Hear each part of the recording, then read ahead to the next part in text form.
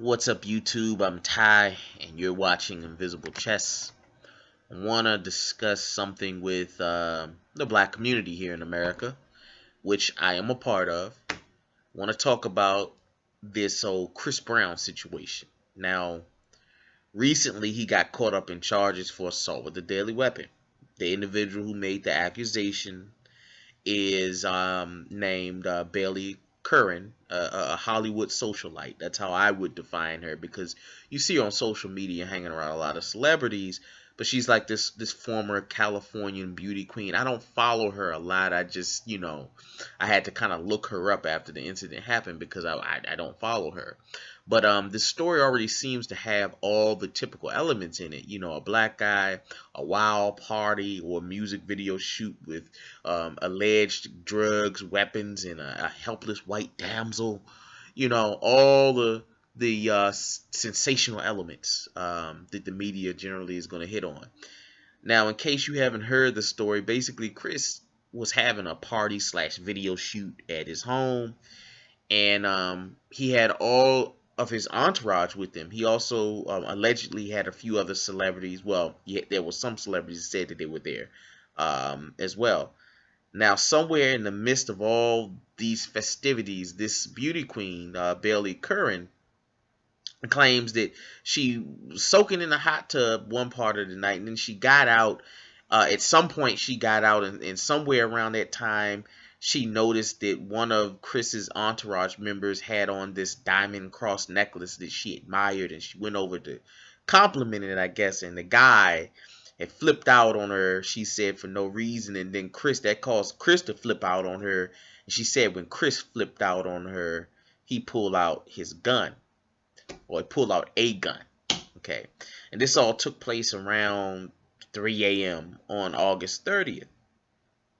I think, was it August 30th? Yeah, it had to be August 30th. Yeah, August 30th, which was on a Tuesday. Now, after Curran left the residence, she called police, and they immediately showed up around 3, around the same hour, to which Chris reportedly refused to open the door, so the police had to wait for a warrant, and they ended up waiting for hours until sometime in the afternoon. And while they were waiting, the media and police had surrounded Chris's house, and I flipped on the television and saw on TMZ, they had showing aerial shots of what was going on outside of Chris's home and stuff, and it was breaking news at the time. Now, somewhere during this, what they keeps calling a standoff, it's not really a standoff, but what they want to call a standoff, where the police were waiting for the warrant to be issued, Chris had a whole lot of time, so he decided to do a live stream where he was talking about how basically fed up he was with accusations and being accused of things, and he was very irate. And in his rant, he goes on to talk about how he was asleep half the night, and how he woke up to choppers outside his home and police at the gate, and how people keep calling the police on him, and it gets blown out of proportion because he is who he is, and how when he calls the cops because of stalkers and people who harass him, they never come until the next day. And then he goes on to talk about how he didn't do anything wrong, and then lists all the possible things that he thinks could have been done wrong, which he claims he didn't do, such as sleeping with ugly girls, which I'm using euphemisms because his actual statement was peppered with curse words. Oh, he also yells out Black Lives Matter. That's another thing in the rant. Now, I have an opinion about that I'll share later, but I digress. During this quote-unquote standoff, his attorney shows up to his residence and is allowed entry, and somewhere around that time, a reported bag of guns and drugs was tossed out of Chris's window in a duffel bag. Or drugs and guns were tossed out, allegedly, Chris's window in a duffel bag. I'm not quite sure if this allegedly happened before or after his attorney entered the residence. Like if his attorney was like Saul Goodman on Breaking Bad and advised him to toss the drugs and the guns before they got the warrant. I don't know. That'd be funny if it were true. But I can't find clarification on whether this happened before or after. I haven't seen a police report yet. just statements made by the media. Now, Bailey Curran, the beauty queen who made the accusation, said during the party slash video shoot, Chris was acting funny and irrational, like he was on drugs, and that she had been to his house before on other occasions to hang out, and how this incident was basically abnormal. Now, this is the part of the story where we all think, I wonder if there's any cell phone footage. According to Bailey, according to her, guests had to leave their cell phones with Chris's entourage because she said when she was leaving, she went to go get her cell phone and they told her she had to sign a non-disclosure before getting it. So she just left. I mean, there is no statement that says whether she left with her phone or not. I'd be surprised in knowing the answer to that. Folks, I'm not going to go into any more of these details. You can check out the news stories. I put some links in the description box to articles for that from the Daily Mail and TMZ. I think TMZ was the first news outlet to report on the quote-unquote standoff between Chris and the police. In any case, here's my opinion. I think Chris Brown is a mess. I really do. I think that his lifestyle also makes him an easy target for accusations, but that doesn't necessarily mean the accusations are all false. I'm not sure if he pulled a gun out on Bailey Curran or not.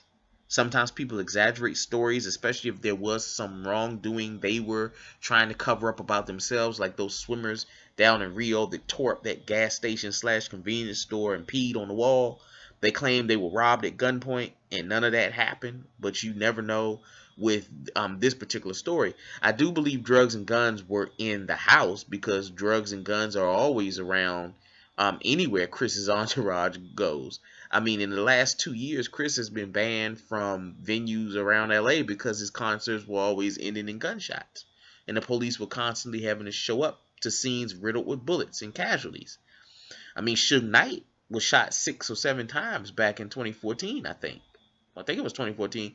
At one of Chris's shows. And funny enough, Suge sued Chris, claiming that Chris had associations with gang members, and that's why he had always had danger around him all the time.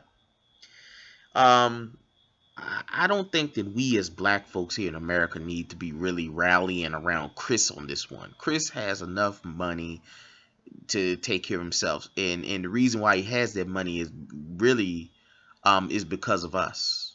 Because, and this is the sad part about it, we got to stop supporting people who do nothing but denigrate us. Because remember when he was getting all those deals from spearmint gum and all that stuff, all that corporate money, and then he beat Rihanna, he did all that stuff to her, punching, choking, biting her. Somehow she forgave him for it and still is cool with him today. I don't know why we keep letting people do things to us and then we're going to be cool with them like nothing happened. But he didn't learn his lesson. But anyway, he lost favor of corporations, but the black community stood up and somehow loved him. It's like that dark side of him all of a sudden fit in with all the other dark, shady characters that we have in our, in our entertainment markets over on the hip hop side. Even though he's an R&B artist, hip hop and R&B has this relationship. So right after that, you start seeing Chris being around all these rappers and all these other people that's on the darker side of things, and he just fit right in. And so that's what we do as a people. Somehow we tend to support trash sometimes, and I'm trying not to be too critical of Chris. He is a really great entertainer. I mean, he's really good at what he does, but he's got problems. You know it, I know it. He comes from a violent home. He has violent tendencies. He's erratic. He's always getting into stuff, and he has a temper issue. He's a problem with his temper.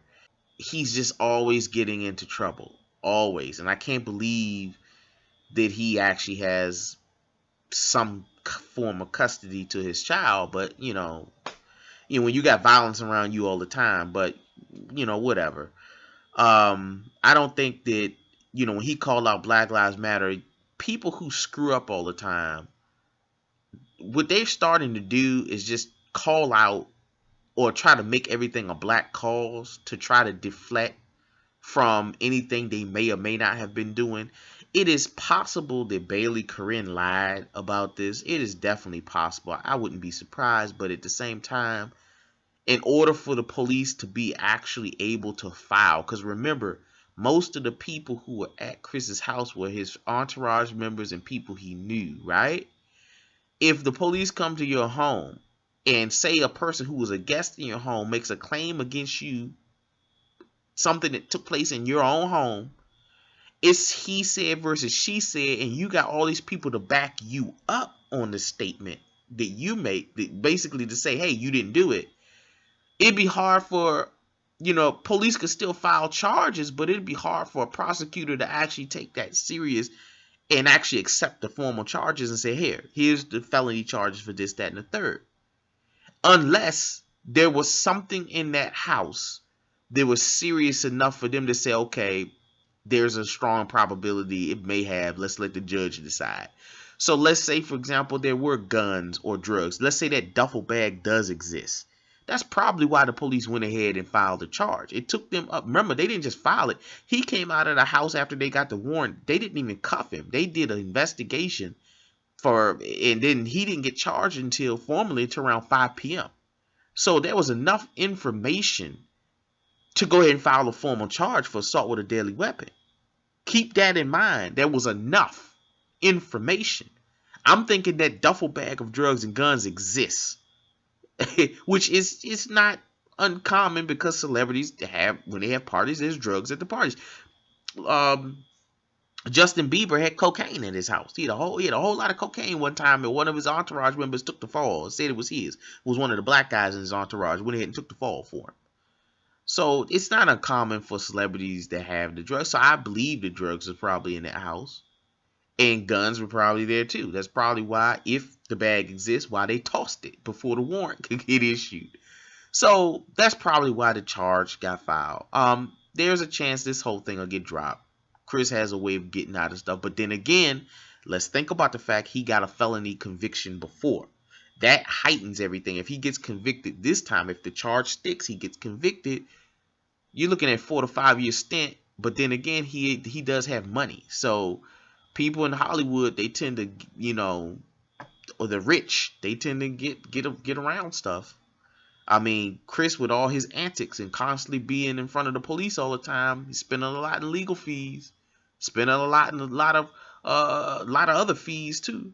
Everybody's making money off of his behavior, so who knows? But anyway, hit me up in the comment box. Tell me what you think.